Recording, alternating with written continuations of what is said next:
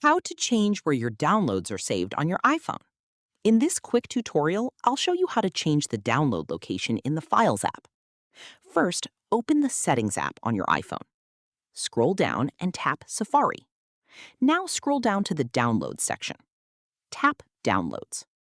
Here, you'll see your current download location, usually set to iCloud Drive or on my iPhone.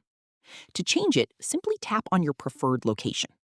You can choose iCloud Drive, which saves files to your cloud storage, or On My iPhone, which stores files directly on your device for offline access.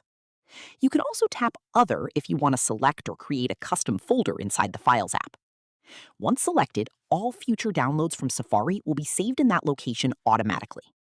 On my device, the default may already be set, but you can change it anytime using the same steps. And that's how you change the download location in the Files app on iPhone. If this tutorial helped, don't forget to like and subscribe for more iPhone tips and guides.